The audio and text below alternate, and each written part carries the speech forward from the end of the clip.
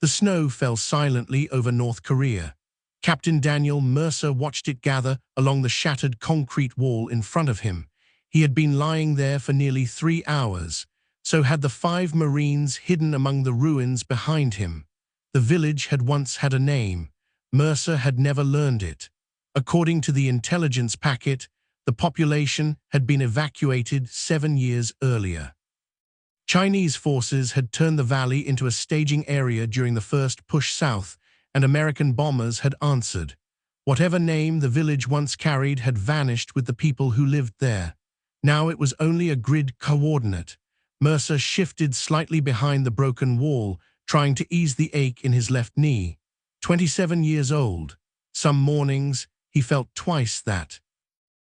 He had joined the Marine Corps at 19, young enough to believe the war would be finished before his first enlistment ended. 8 years later, he could barely remember what the world had looked like before it began. Mercer no longer measured time by birthdays or holidays. He measured it by campaigns. The first Chinese push, the Winter Offensive, Busan, the Russian intervention, the year Japan entered the war, the year Australia lost Darwin, the year London burned. Every year had brought another offensive. Another city, another country, another name carved into a memorial wall. Mercer slowly raised the optical unit resting against the concrete. The valley appeared in shades of grey. Nothing moved. He lowered it again. Sergeant Harris's voice crackled softly through his earpiece. "Tell me you brought coffee." Mercer kept his eyes on the village. "I did." A hopeful pause followed. "You're a beautiful man." Mercer let the hope linger for 1 second longer. Then he said, "I drank it 3 hours ago." Harris went quiet. Then came the answer. "I hope the Chinese shoot you." Mercer smiled. Before he could respond, another voice entered the channel. "Corporal Bennett. Movement." Mercer's smile disappeared. "Direction, North Road, 2 vehicles." Mercer raised the optics again. 2 armored transports crawled between the abandoned buildings. Chinese. They stopped beside what had once been a school. Doors opened. Soldiers dismounted. Mercer counted them as they spread out. 12 from the first vehicle, 12 from the second. Harris whispered the total. 24. Mercer kept watching. "I can count." Harris sounded pleased with himself. "Just making sure your eyes still work, old man." Mercer almost smiled again. "Keep talking and you'll find out how well my trigger finger works." A quiet laugh moved through the team channel. For a few seconds, the war seemed to disappear. They were simply 6 men in the snow, talking trash the way soldiers had for thousands of years. Then the school doors opened. Mercer's expression hardened. 3 men stepped outside. One wore the dark uniform of the People's Liberation Army. The second wore civilian clothes. The third wore the unmistakable gray field coat of the Russian ground forces. Mercer increased the magnification. "Confirming package." Harris shifted somewhere behind him. "Which one?" "Russian, that's General Sokolov." Mercer studied the man's face. Older, gray hair, a scar running along the right side of his jaw. The facial recognition system beside Mercer's eye processed the image. A green box appeared. "Viktor Sokolov, General, Russian Ground Forces. Identity confidence 99.7%. Mercer lowered the optics. "Positive identification." No one spoke. They had spent 11 days crossing what remained of the Korean peninsula to find this man. 11 days avoiding Chinese reconnaissance drones. 11 days sleeping in holes carved into frozen earth. 11 days eating nutrient bricks that, according to Harris, tasted like someone had compressed a cardboard box and seasoned it with depression. Now General Viktor Sokolov stood less than 600 meters away. Mercer touched the communications control on his wrist. "Command, Spartan Actual." Static answered, then a voice. "Spartan Actual, command, package confirmed." There was a pause. Status: 24 Chinese infantry, 2 armored transports, no visible air defense. The next pause lasted longer. Mercer frowned. "Command, stand by, Spartan Actual." Mercer looked toward the sky. Something felt wrong. Command did not tell a special operations team to stand by after positive identification. They gave orders. Capture, kill, observe, something. Harris spoke again, quieter this time. Captain, what, you hearing that? Mercer listened. At first he heard nothing, then he understood. There was no artillery. For 8 years, some kind of artillery had echoed across the Korean peninsula. American guns, Chinese guns, Korean batteries, Russian launchers, British rail batteries firing from the southern coast. Something was always firing, but now the valley was silent. Mercer checked the time, 0417 local. Harris, yeah, when was the last impact?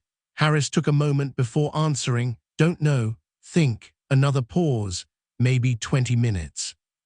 Something cold settled in Mercer's stomach, and it had nothing to do with the snow. He keyed the radio again. Command, Spartan Actual, no answer. Command, Spartan Actual, radio check. Static, then a different voice answered. Spartan Actual. Mercer recognized it immediately. Colonel Hayes, commander of American Special Operations Forces on the peninsula. Sir, Captain, abort mission. Mercer stared at the school. Say again, abort mission, do not engage Chinese forces. Mercer glanced back toward the ruins where his men were concealed. He could not see them, but he knew every one of them was listening. Sir, we have General Sokolov in sight. I am aware. We spent 11 days getting here. Colonel Hayes cut him off. Captain, Mercer stopped. Hayes rarely interrupted anyone. War termination protocols are in effect. For several seconds, Mercer said nothing. He was not sure he had heard correctly. Sir, at 0352 Zulu, the Russian Federation requested formal surrender negotiations. Mercer slowly leaned back against the wall. The team channel went silent. Hayes continued. 7 minutes later, the People's Republic of China requested the same. Mercer looked across the valley. The Chinese soldiers stood beside their vehicles. One had removed his helmet. Another was smoking. They did not look like soldiers preparing for an attack. They looked tired. Mercer knew that feeling. Colonel Hayes spoke his name. Captain, sir, World War III is over. Mercer stared down at the snow. 8 years. He had been 19 when the war began, young enough to believe it would be finished before his first enlistment ended. Instead, it had taken his 20s. He had missed birthdays, funerals, his younger sister's wedding. He had buried men older than him, men younger than him. And men he had once believed were indestructible. The first Marine he lost returned to him without warning. Private First Class Noah Carter, 20 years old, killed outside Keesong during the second year of the war. Mercer could still hear Carter complaining about his boots that morning. The Corps had issued a new cold-weather combat boot. Carter hated them, swore the left boot was smaller than the right.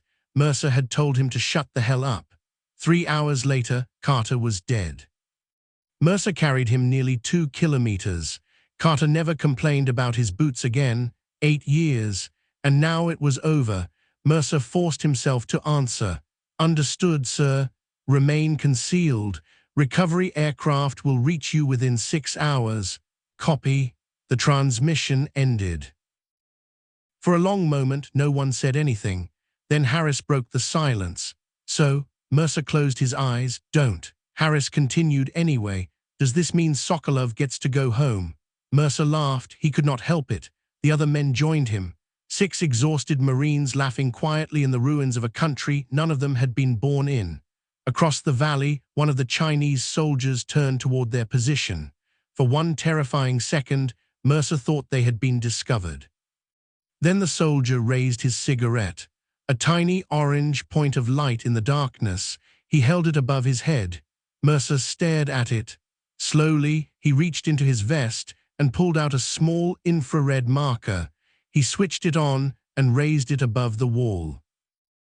Chinese soldier could not see the beam with his naked eye, but the optics on his helmet could. The soldier froze. For 8 years, men had died for less than this. A shadow, a movement, a light where no light should be. Mercer's finger rested near his rifle. The Chinese soldier slowly raised his cigarette higher. No weapons fired, no artillery answered. For the first time in 8 years, soldiers from opposite sides of the Korean peninsula knew exactly where the other side stood. and nobody pulled a trigger. Mercer lowered the marker. Across the valley, the Chinese soldier lowered his cigarette. That was all. No handshake, no flag, no speech. In the decades that followed, historians would argue over the exact moment World War III ended. Some would point to the Russian surrender request. Others would choose the Chinese transmission 7 minutes later. Politicians preferred the signing ceremony. Generals preferred the ceasefire order. Mercer always remembered a cigarette, a tiny orange light held above a man's head in a frozen valley. Mercer looked toward the sky. The clouds were beginning to break. Stars appeared between them. He had forgotten how many there were. Harris spoke again, but this time his voice was quieter. "Captain, yeah. You think we'll actually keep the peace this time?" Mercer watched the stars. "No," Harris laughed. "Figures." Mercer gave humanity 20 years before the next war. Harris called that optimistic. Mercer reminded him that he was a Marine. Harris told him that was not the same thing. Mercer smiled. "Shut up, Harris." More stars appeared as the clouds moved east, thousands of them, millions beyond what Mercer could see. For most of human history, those stars had been lights in the darkness. Destinations, questions, possibilities. Humanity had looked upward and wondered if it was alone. Scientists had listened. Governments had searched. Children had pointed telescopes toward distant worlds. Religions had debated what life beyond Earth might mean. Every generation had asked the same question: was anyone out there? High above Mercer, far beyond the clouds, something entered Earth's solar system. It had traveled for 11 months.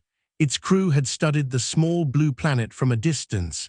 They had observed radio transmissions, nuclear detonations, orbital weapons.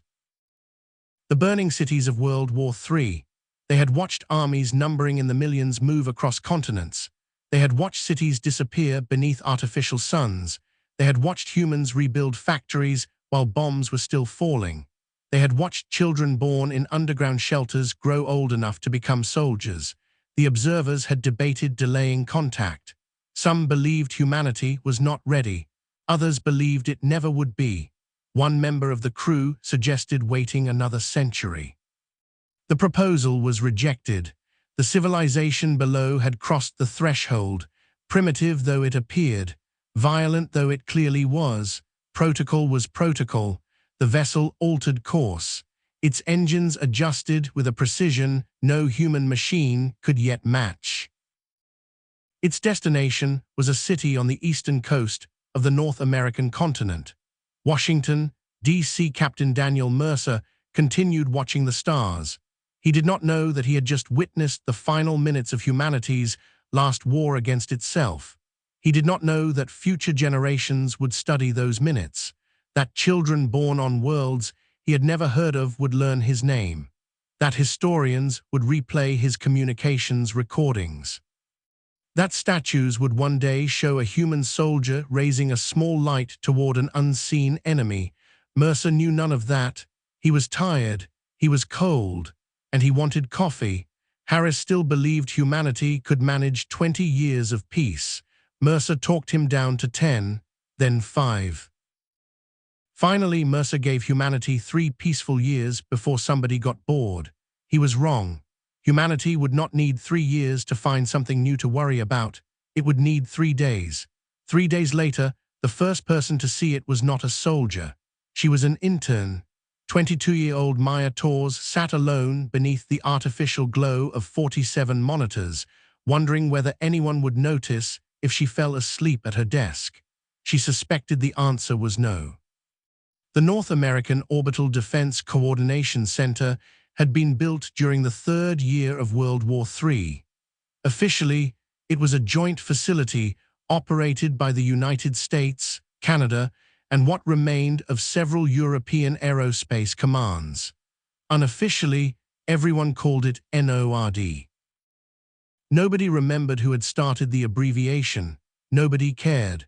The facility sat nearly 800 meters beneath Cheyenne Mountain. Its purpose was simple: watch the sky. 8 years of war had made that job considerably more complicated.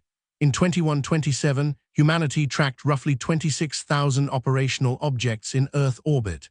By 2135, that number had climbed beyond 90,000. Military satellites, civilian satellites, orbital weapons platforms, reconnaissance drones, abandoned stations, Chinese kinetic interceptors, American defense grids, Russian nuclear platforms Moscow continued to insist did not exist. And then there was the debris.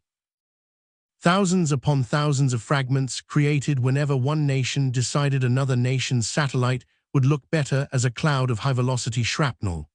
Maya's assignment was the quiet part of the sky, deep space telemetry, the things nobody else wanted to watch. For 8 months, she had stared at almost nothing. Occasionally, a comet appeared. Once, an automated telescope discovered a previously undocumented asteroid. Maya named it Gerald. The International Astronomical Union rejected the name. Maya remained bitter. She took another drink of coffee. Cold, of course, she muttered. Gerald wouldn't treat me like this. Lieutenant Aaron Beck looked over from 2 stations away. What? Nothing. Beck returned to his display. Maya leaned back in her chair. The war was over. Technically, 3 days earlier, Russia and China had requested surrender negotiations. The ceasefire spread across the planet within hours. For the first time in Maya's life, no nation on Earth was officially engaged in large-scale combat. Her father called that morning and cried. Maya pretended not to notice. Her mother cried too. Maya noticed that. Everyone kept using the same word, peace. Maya was not sure she trusted it. Humanity had announced peace before. Usually right before inventing a more efficient missile, a soft tone sounded from her terminal. Maya glanced at the display. Automated deep space telemetry alert. She sighed. Hello, Gerald. She opened the report. A wall of numbers appeared. Maya scanned them, then stopped. She leaned closer. That's weird. Beck did not turn around. Gerald back. Gerald is a respected celestial body. Gerald is a rock. You're a rock. That got Beck's attention. He turned toward her. What did you find? Maya enlarged the telemetry window. The alert had originated from a deep space observation platform operated by SpaceX. The company had begun launching reusable rockets more than a century earlier. By 2135, it operated a significant portion of humanity's civilian observation infrastructure beyond Mars. The platform had detected a radio signal. Maya frowned. Probably one of ours. Beck asked where it came from. Outer system. He shrugged. Then definitely one of ours. Maya entered a query. The system compared the signal against military and civilian databases. No match found. She ran it again, same result. Okay, Beck stood. What? Not ours. Chinese. Database says no. Russian. No. British. No. Old probe. Maya checked. No. Beck walked toward her station. Location. Maya pulled the observation data onto the primary display. A 3-dimensional map of the solar system appeared. Earth glowed blue, Mars red, Jupiter farther out, then Saturn, Uranus, Neptune. Maya expanded the map. A small yellow indicator appeared beyond Neptune. Beck stared at it. That's outside the primary observation net. Yep, signal reflection. Maybe. Maya did not believe that. She opened the raw telemetry. The signal repeated every 11 seconds. A short burst. Silence. Another burst. Silence. Exactly 11 seconds each time. Maya watched it repeat. Beck leaned closer. Natural. Maya looked at him. Since when does nature keep a schedule? Neither of them spoke. The signal repeated again. 11 seconds. Maya's fingers moved across the console. She redirected 2 additional deep space platforms. The system warned her that she lacked authorization. She ignored it. Beck noticed. Maya, what? You can't redirect Helios assets. I just did. You need command authorization. Then command can redirect them back. Beck stared at her. You're going to get fired. Maya kept working. War's over. I'll sell sandwiches. The first platform rotated. Then the second. Data began arriving. 1 signal became 3. All 3 platforms saw it. Same location. Same timing, same frequency. The hair on Maya's arms rose. Call Commander Reeves. Beck did not move. Maya, call him. Something in her voice changed his mind. Beck walked quickly toward the communications station. Maya kept working distance, velocity, signal strength. She asked the computer to estimate the source. The answer appeared. Maya stared at it. No, she ran the calculation again. Same answer. No, no, no. Beck turned around. What? Maya did not answer. The computer had estimated the velocity of the source. It was moving. Fast, very fast. Maya entered the numbers manually. The computer recalculated. Same result. Beck returned to her station. Reeves is coming. Maya pointed at the display. Beck read the number and frowned. System error, 3 independent platforms. Then telemetry error, 3 independent platforms. Beck read the number again. The object was traveling at roughly 6% the speed of light. Humanity had never built anything remotely capable of that velocity. The fastest military reconnaissance craft could sustain only a fraction of 1%, and even that required months of acceleration. Beck slowly sat down. Could it be a comet? Maya looked at him. A comet broadcasting a radio signal every 11 seconds. He had no answer, neither did she. The signal repeated. 11 seconds. Maya isolated the waveform. There was structure inside it, not random noise, patterns, sequences. She sent the data through linguistic analysis. The system rejected it. Then she tried mathematical analysis. For 4 seconds, nothing happened. Then the screen changed. Repeating numerical sequence identified. Maya stopped breathing. The sequence appeared. 2, 3, 5, 7, 11, 13, 17, 19, 23. Beck whispered the answer. Prime numbers. Maya nodded. The sequence continued. 29, 31, 37, 41, 43. Then silence. 11 seconds passed. The sequence began again. 2, 3, 5, 7. Beck took a step away from the console. Maya, I know. That's not natural. I know. Someone made that. Maya stared at the yellow indicator beyond Neptune. For thousands of years, humanity had looked into the sky. For centuries, scientists had listened. They built radio telescopes, orbital observatories, deep space arrays. They searched millions of stars. They found bacteria beneath Europa's ice, primitive organisms in the clouds of distant worlds, evidence that life itself was common, but intelligence, nothing, until now. Commander Thomas Reeves entered the room while still fastening the collar of his uniform.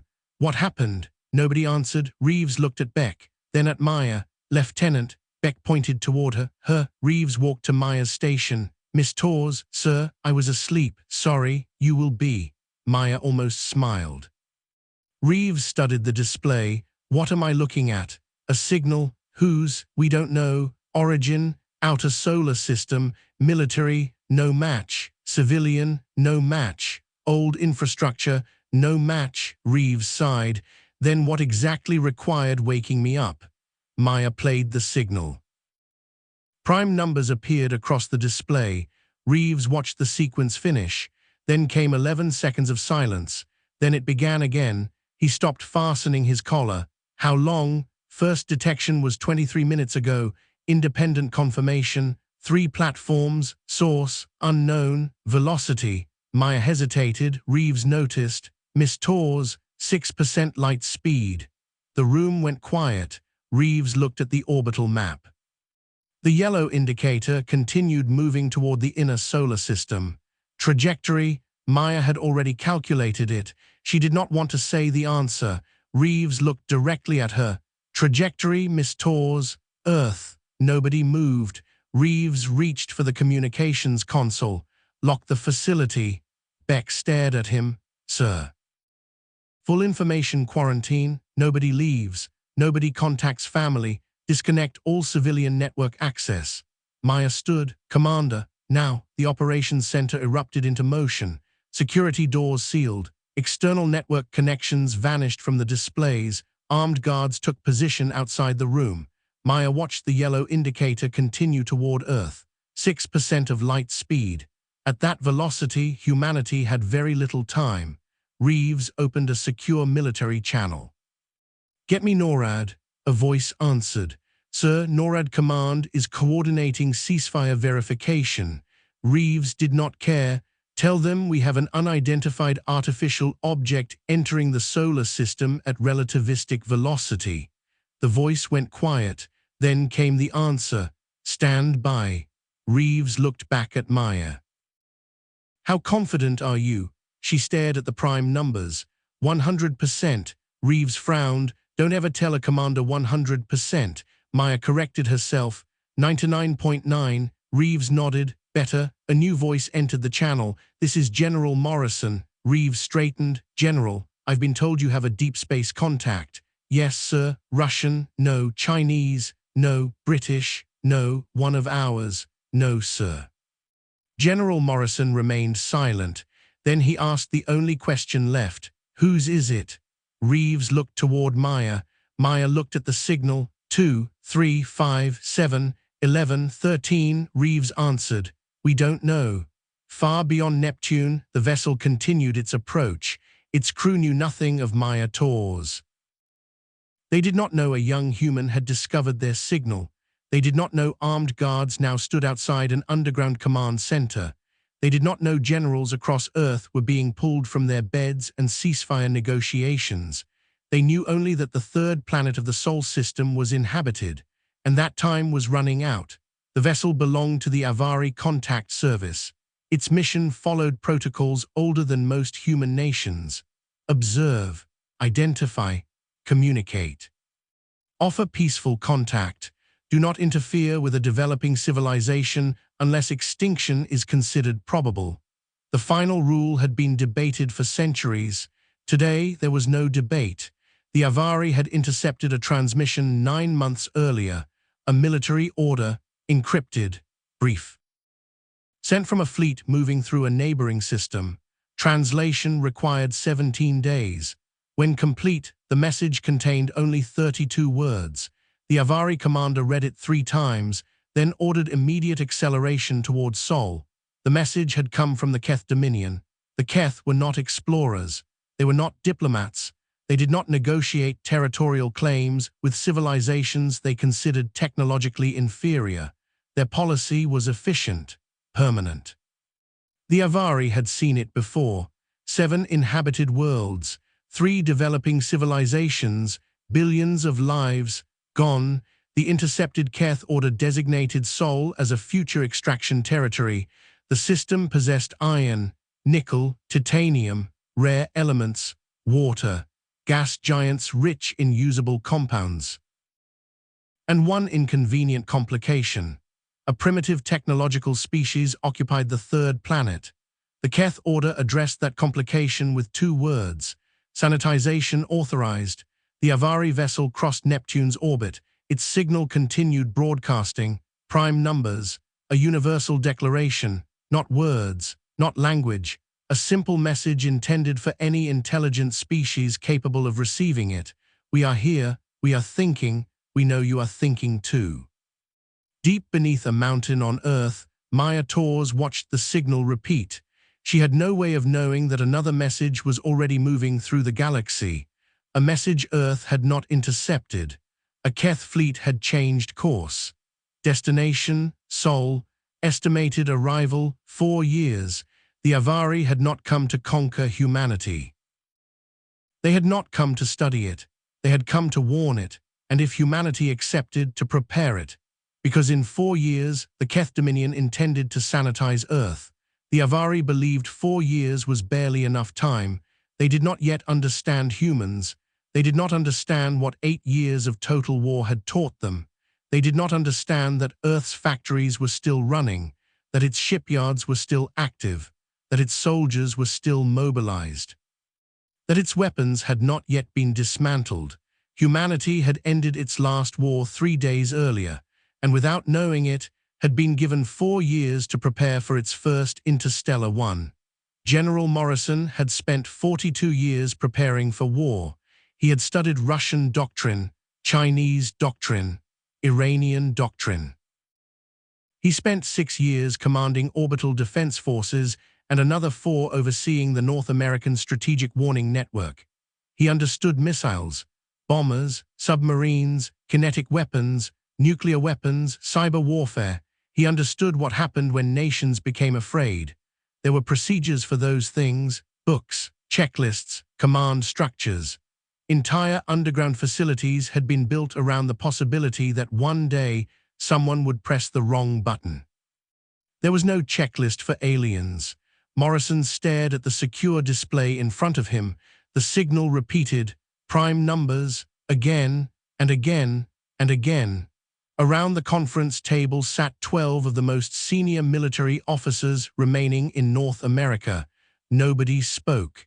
The meeting had begun 23 minutes earlier. For the first time in Morrison's career, 12 generals and admirals had remained silent for nearly a full minute. He considered that evidence of the seriousness of the situation. Admiral Rebecca Shaw finally leaned forward. Could someone be fucking with us? Several heads turned toward her. Morrison almost smiled. Almost. That is the current working theory of the intelligence community. Shaw looked at the display.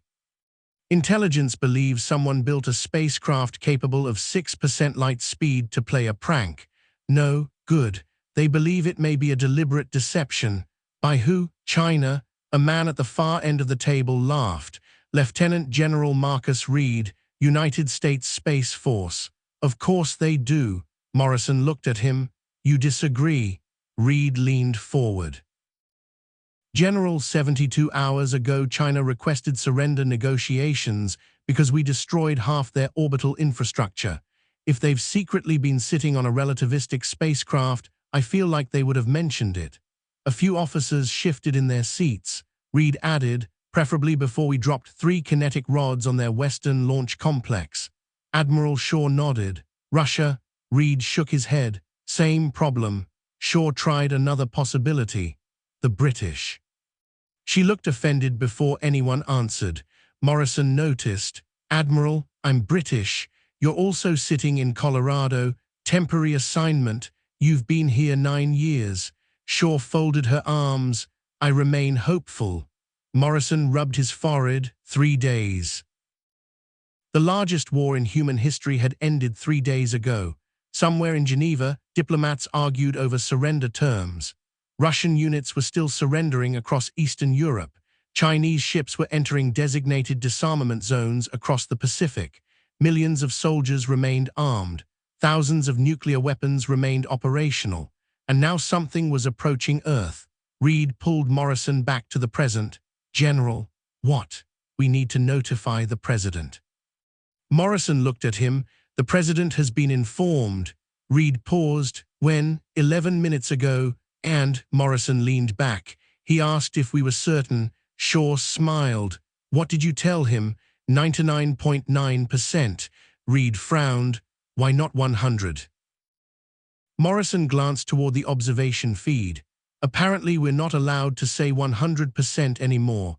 Several officers looked confused. Morrison did not explain. The door opened. A young captain entered carrying a tablet. General. Morrison held out his hand. The captain passed him the device. Updated tracking solution. Morrison read the report, then read it again. That's impossible. Reed stood. What? Morrison placed the tablet on the table. The display expanded.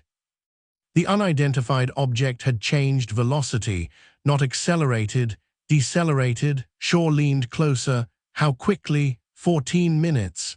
Reed stared at the numbers. From 6% light speed. Yes. At that deceleration, the crew would be paced.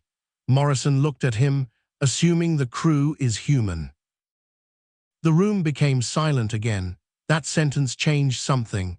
Until then, everyone had been searching for a human explanation. A secret Chinese program, a Russian weapon, an American black project somebody forgot to tell NORAD about. Humanity had spent centuries blaming itself for strange things in the sky, but there were limits. Physics was one of them. The object kept slowing. 5%, 4, 3, then it changed course. Reed stepped toward the display. New trajectory. Morrison saw it too. Earth. No, the room waited. Reed expanded the map. The projected line appeared. Jupiter, Shaw frowned. Why Jupiter? Nobody answered. The vessel crossed into the outer observation network. For the first time, human telescopes resolved something more detailed than a point of light. The image was poor, distorted, but it was enough. Morrison stared at the shape. Long, nearly cylindrical, wider near the rear, no visible wings, no solar arrays, no external fuel tanks. The hull appeared almost completely smooth. Reed whispered, "How big?" An analyst answered from the rear of the room. "Current estimate is 412 meters. Shaw turned toward him. "That's not a probe." "No, ma'am." Morrison studied the vessel. 400 meters. Humanity had constructed larger structures in orbit, but those structures had been assembled over years, piece by piece.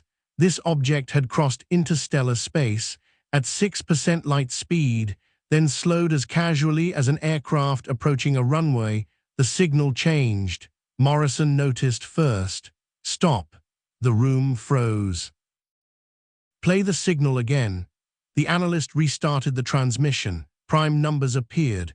Then a second sequence began. Morrison leaned forward. "What is that?" Numbers appeared. 1, 4, 9, 16, 25, 36. Reed smiled. "Squares." The analyst nodded. "Perfect squares." Then came a third sequence. 1, 1, 2, 3, 5, 8, 13, 21. Shaw whispered, "Fibonacci." No one spoke. The transmission ended. 11 seconds passed. Then it repeated. Prime numbers, squares, Fibonacci. Morrison looked around the table. "That's deliberate." Reed nodded. "Very." "Why?" Reed stared at the signal. "Because mathematics doesn't require translation." Morrison understood. Someone was trying to communicate, not in English, not Mandarin, not Russian. Not any human language. They were starting with the one thing both sides were guaranteed to understand. Numbers. The analyst raised a hand. "General." Morrison turned. "What? We have another transmission. Another sequence." "No, sir." The analyst swallowed. "It's responding to us." Morrison stood. "Responding to what?" The analyst pulled up a transmission log. "SpaceX Helios Platform 7. What did they send?" "Nothing intentionally." The analyst expanded the record. When the platform detected the original signal, its collision avoidance system automatically transmitted an identification request. Standard machine handshake. "Yes, sir." And the object responded. "Not immediately." "How long?" 11 minutes. Morrison felt his stomach tighten. "Show me." The analyst displayed the new signal. It was longer, more complicated. The computers were already processing it. Patterns appeared, binary structures, mathematical constants, atomic weights, hydrogen, helium, carbon, oxygen. Reed walked slowly toward the screen. "They're building a dictionary." The analyst nodded. "We think so. Using chemistry." "Yes." Shaw looked between them. "Explain." Reed pointed toward the display. "They start with mathematics to establish logic. Then they identify elements using atomic structure." He changed the display. "Hydrogen, 1 proton, helium 2, carbon 6. They're creating shared reference points." Shaw stared at the screen. "So they can talk to us." Reed nodded. "Eventually." Morrison looked toward the tracking display. The vessel continued toward Jupiter. "How long?" The analyst hesitated. "Sir, how long until we can understand them?" "We don't know." "Estimate?" "Days." Reed shook his head. "Hours." Everyone looked at him. "Their computer is doing the same thing ours is." Morrison asked what he meant. Reed smiled. "They're learning too." Maya Torres had been awake for 31 hours. She had consumed 7 cups of coffee, 2 energy drinks, half a sandwich, and something from a vending machine that claimed to contain beef. Maya did not believe the claim. Nobody had allowed her to leave. Technically, she remained under information quarantine. In practice, every senior officer in the facility had realized Maya understood the signal better than most of the experts flown in to study it. So she remained at her station. Her internship had become considerably more interesting. Commander Reeves appeared behind her. "Maya," she looked up. "Sir, when did you last sleep?" "Recently." "When? Define recently." Reeves stared at her. Maya looked back at the screen. "Tuesday." "It's Friday." "Then not recently." Reeves set a fresh cup of coffee beside her. Maya looked at it, then at him. "Are you firing me? Why, you brought me coffee. I can be nice." "No," Reeves sighed. "Drink it." Maya lifted the cup. It was warm, she nearly cried. "Sir, what? I would follow you into battle. Please don't." Maya smiled. Then her terminal sounded, not the normal alert. This tone was new. She turned toward the display. The translation software had completed another correlation. Maya set the coffee down. "No." Reeves leaned closer. "What?" Maya read the output. The Avari transmission had changed again. The sequences were gone. In their place was a simple binary image. Maya opened it. At first it looked meaningless: dots, lines, geometric shapes. She rotated the image. Nothing. Then she zoomed out. Reeves stopped breathing. A circle, 9 smaller circles, orbital paths, the solar system. Maya stared. Mercury, Venus, Earth, Mars, Jupiter, Saturn, Uranus, Neptune, even Pluto was represented. Maya smiled despite herself. They included Pluto. Reeves looked at her. "What?" "Nothing." One of the circles flashed. The third, Earth. Then another symbol appeared. A geometric representation of the Avari vessel. A line extended from the vessel toward Earth. Reeves's expression hardened. That could be a threat. Maya shook her head. "Wait." Another symbol appeared, the vessel, then Earth. Between them a number, 11. The transmission repeated, "Vessel, Earth, 11." Maya frowned. "11 what?" Reeves opened a communications channel. "Analysis, we have a time reference. Find the unit." Voices answered. Computers processed the signal. Maya watched. The Avari had used 11-second intervals since first detection. Maybe it had been intentional, a calibration point. The system compared pulse duration, transmission intervals, and atomic references. Then it produced a result. Time unit correlation established. Maya opened the translation. The vessel, Earth, 11 hours. Reeves stared at the screen. "They're coming here." Maya nodded. The signal changed. Earth appeared again, then a landmass. North America. The image narrowed. Eastern North America, a river, a coastline, coordinates. Reeves gripped the edge of the console. "Put it on the map." Maya entered the data. The system processed it. A red marker appeared. For several seconds, neither of them spoke. Washington, D.C. Reeves opened the emergency command channel. "This is NORD Control, Priority Alpha. We have confirmed destination coordinates." The answer came immediately. "Transmit." Maya sent the data. Silence followed. Then a voice whispered, "Jesus Christ." Reeves kept watching the display. The Avari vessel, Earth, 11 hours, Washington, D.C. The transmission changed one final time. A new image appeared. A shape. 2 arms, 2 legs, a head, human. Beside it stood another figure, shorter, thinner, 2 arms, 2 legs, a larger head, and 1 eye. The figures faced each other, neither carried a weapon. Maya stared at the image. Her hands began to shake. Reeves noticed. "You okay?" Maya nodded, then corrected herself. "No." The image repeated, human, alien, facing each other, unarmed. Maya whispered the answer before the translation software could. "They want to meet." 11 hours later, Washington, D.C. was silent, not empty, silent. The city had survived 8 years of war, missile attacks, cyber blackouts, 2 attempted decapitation strikes, 1 Russian hypersonic weapon that destroyed half of Arlington. Washington had learned to live beneath sirens. Today there were no sirens. There were soldiers, thousands of them. American troops surrounded the National Mall. Armored vehicles blocked every road. Air defense systems had been positioned throughout the city. Fighters circled beyond visual range.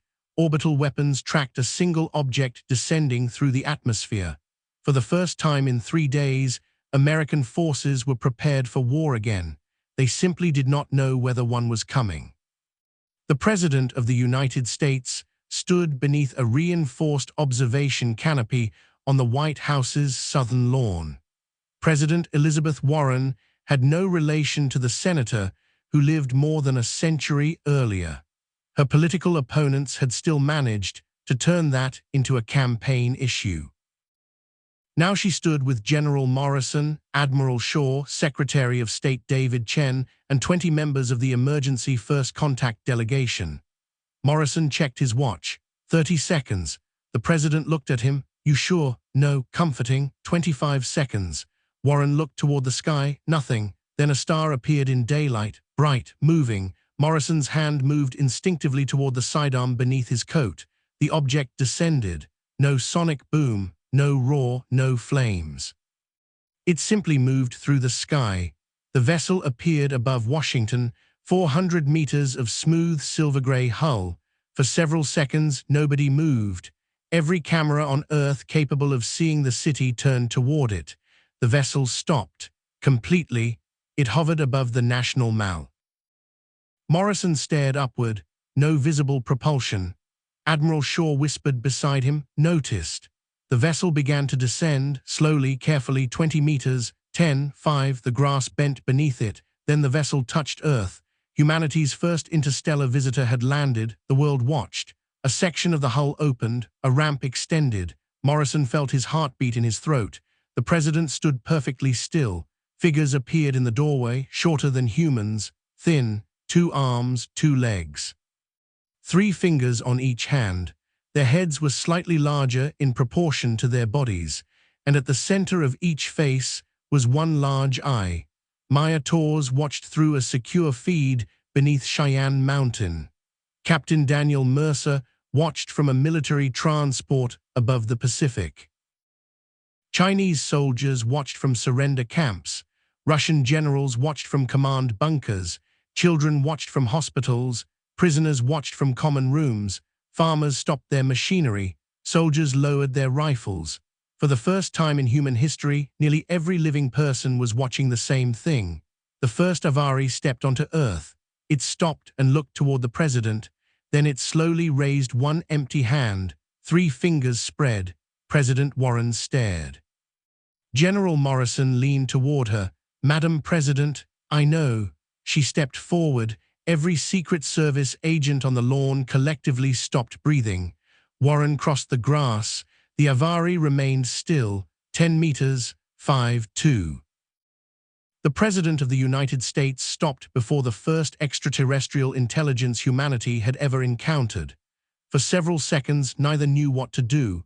Then Warren raised her hand, 5 fingers. The Avari looked at them, then at its own 3. Its single eye narrowed slightly. Maya leaned closer to her monitor. Is it? Commander Reeves looked at her. What? I think it's confused. The Avari moved its 3 fingers, then looked again at the president's 5. Warren smiled. The Avari tilted its head, then it extended its hand. Warren looked down at it. General Morrison whispered a warning. Madam President, we have no idea if physical contact is safe. The president looked at the alien. It continued holding out its hand. Warren took it. 3 fingers closed around 5. Across Earth, billions watched. The Avari representative looked into the president's eyes. A small device attached to its clothing activated. Static, distorted sounds, fragments. Then a voice emerged, mechanical, imperfect, but understandable, human. President Warren froze. The Avari continued. The device clicked. Come, another pause, as friend. The president looked toward Morrison. Morrison said nothing. Warren looked back at the alien. Then welcome to Earth. The translator processed her words. The Avari listened. Its eye closed for 1 second, then opened. The device spoke again. Earth, a pause, human, another pause. The Avari looked toward the sky, then back at Warren. Its next words were clearer. Time, little. The president's smile disappeared. General Morrison stepped forward. Ask what that means. The translator processed his voice. The Avari looked at him, then at the president. The device produced a single word, a word humanity had learned very early in its history, a word requiring almost no cultural context. Enemy. The Avari looked toward the sky. Coming. President Warren stared at the alien. 3 days earlier, humanity ended the largest war in its history. Now an extraterrestrial stood on the National Mall. It had crossed interstellar space. It had learned enough of humanity's languages to speak 5 words. and one of those words was enemy. Warren looked toward General Morrison. His face remained expressionless, but she knew soldiers, she knew that look. The war had ended. The armies had stopped moving. The weapons had fallen silent. Humanity had been given 72 hours of peace. Warren turned back to the Avari. How long? The translator processed the question. The answer came almost immediately. 4. The president frowned. 4 what? The Avari raised one hand. A holographic image appeared. Earth moved around the sun. Once, twice, 3 times. 4. Then the image stopped. General Morrison whispered the answer. Years. The Avari looked at him. Yes. President Warren stared at the holographic Earth. 4 years. Behind her, the flags of the United States moved gently in the wind. Across the planet, Russian and Chinese representatives were still negotiating the terms of their surrender. Millions of soldiers remained in uniform. Factories built for war were still operating. Shipyards were still producing military vessels. Humanity had spent 8 years learning how to destroy itself. The president looked toward the alien. What happens in 4 years? The translator processed the question. The Avari remained silent for several seconds. Then the hologram changed. Earth appeared, blue, alive. A second image formed beside it. A fleet, hundreds of vessels. The fleet approached. Earth turned red, then black. The oceans disappeared. The atmosphere vanished. The planet became stone. The Avari spoke one word. Sanitized. Nobody on the lawn moved. The alien looked at President Warren. We help. Warren stared at the dead holographic Earth. Then she looked at General Morrison. General, Madam President, call Geneva. Morrison nodded. The surrender negotiations. Warren looked toward the alien fleet in the hologram. No, she turned her attention back to the image of Earth. Tell them surrender negotiations are suspended. Morrison hesitated. Madam President. Warren turned toward the White House. Russia and China don't have anything left to surrender to us. She stopped and looked back at the alien, then toward the sky. Get every representative of the United Nations to Washington. Morrison asked how quickly. Warren began walking. Yesterday, General Morrison followed. Behind them, the Avari representative watched. Its species had conducted first contact with 17 civilizations. Some had celebrated, some had panicked. 3 attacked the contact vessel. 1 worshipped it. The Avari had prepared for every known first contact response. They had not prepared for what happened next. Within 47 minutes, the United States transmitted the warning to Russia, China, Britain, India, Japan, the European Union, every government capable of receiving it. Within 2 hours, military communication networks that had spent 8 years trying to destroy one another began exchanging information. Within 6 hours, Russian early warning satellites were sharing telemetry with American Orbital Command. Chinese deep space arrays were linked to NORD. British intelligence opened classified observation archives. India provided propulsion research. Japan offered manufacturing capacity. Nobody had signed a treaty. Nobody had forgiven anyone. The war had ended 3 days earlier. The hatred remained, the grave remained, the ruined cities remained. But for the first time in human history, humanity knew there was something beyond Earth, and it wanted them dead. The Avari expected fear to divide the humans. It was a reasonable assumption. It was also their first major misunderstanding of the species. Humans had spent thousands of years dividing themselves into tribes, families, clans, cities, kingdoms, nations, alliances. They fought over land, religion, resources, politics, borders, ideas. But humanity possessed one peculiar habit.